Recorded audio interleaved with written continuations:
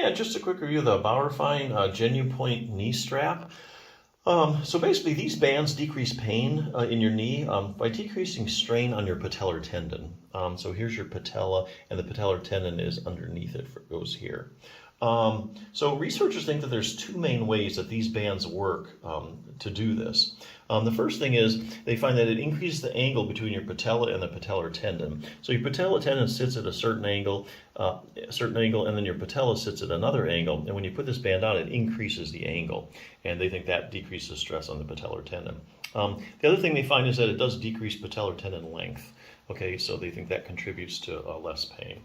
Yeah, a few points about this particular little knee strap. I like this one because it's the first one I've seen that's anatomically contoured, meaning that, if you go down here, there's a little dip in here. So that way it doesn't push too much in on your kneecap. So I really like that. The other thing I like about this is it has two straps. It's not just one Velcro that goes right across here. There's actually two straps that you can pull back and then attach it. So I think you get a little finer adjustment with that one.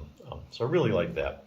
Anyway, other things you can do if you have a knee pain, so put a knee strap. I'm getting this from this book, Bulletproof Your Knee.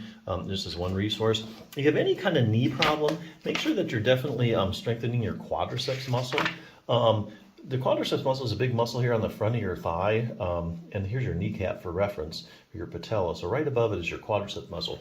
Quadriceps muscle are key in stability and stabilizing your knee joint. What they're finding is that when people have a lot of different knee problems, they selectively have decreased strength in their quadriceps muscle. For some reason, it's just the quads, not really the hamstrings or the adductors or any of the other muscles right at the knee there, mainly the quads. As an example, knee swelling in the quadriceps. Study demonstrated that even if you have little as 20 milliliters of fluid in your knee, which is just over a tablespoon, it's enough to decrease the strength of your quadriceps muscle. So if you have any kind of acute or chronic swelling, it kind of has an effect on your quadriceps muscle and makes it weaker over time. Knee injuries in the quadricep, if you ever had broke like your tibia, your lower leg bone, if they have had surgery where they've opened up your knee joint, puts you at risk to have decreased quad strength. Ligament problems in the quadriceps, anterior cruciate ligament, that's your ACL. You've heard of football players tearing that. Look at people who ruptured their ACL. Found that the strength of their quadriceps muscle in the injury leg was decreased by 25 to 30%. So that's a huge hit. Takes a big chunk of strength out of your quadriceps muscle. Kind of hard to get better and get pain-free if you don't have, if you have that much decrease in quad strength. Same thing with the posterior cruciate ligament, the medial collateral ligaments, all the ligaments around your knee. If you've torn them, have a problem with them, can affect your quad strength. Knee pain in the quadriceps. Research were able to show that the knee pain actually caused a 14% decrease in quadriceps strength. So that's an experimental do. So if you have like chronic knee pain, you're at risk to have decreased quad strength. Here's a good one: knee arthritis in the quadriceps. So there's tons of research, really is tons of research showing that if you have knee arthritis, you probably have weakness in your quadriceps muscle. And actually, randomized controlled trials show if you take a group of people with knee arthritis and you do a randomized controlled trial on them, like half of them do, like, say, nothing, the other half strengthen their quads. If people just strengthening their quads, the knee pain starts to go away. So that's a good way to treat your knee arthritis. The other thing they find is that people with the stronger quads with knee arthritis have less progression of their knee arthritis. So this actually kind of interrupts the whole pathological process, strengthening your quads. It's really interesting. Just another reason, if you have knee arthritis, definitely do at least one exercise. Patellofemoral pain syndrome, and the list just goes on and on, with all these knee problems that are associated with decreased quad strength. So fine-tune control over your knee. Here they're talking about the hip muscles. Sometimes you can have knee pain. There's really nothing going on in your knee. It's actually a problem up at your hip.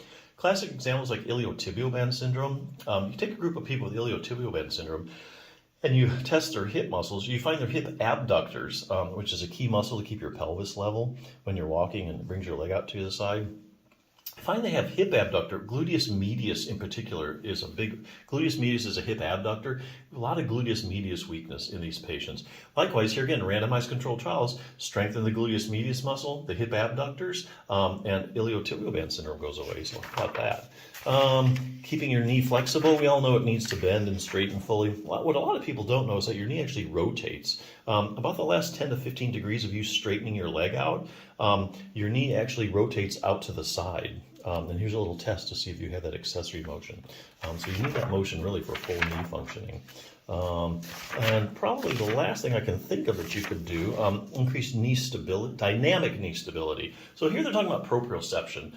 So for instance, if I turn the lights out now, you'd probably be able to tell me whether your knee is bent or straight, okay? That's because you have little nerve receptors in the joint and the soft tissues and the muscles around your knee, and they give your brain constant feedback as to where your knee is. What they're finding, if you look at people with certain knee problems, that they actually have decreased proprioception. So it's not like you don't know where your knee is anymore, but it's not as good as it should be. And that has to do with kind of protective, or like say you step off a curb, all of a sudden you need to know where your knee is right away instantly, so that you can brace it when your foot lands unexpectedly. So a lot of prevention with that.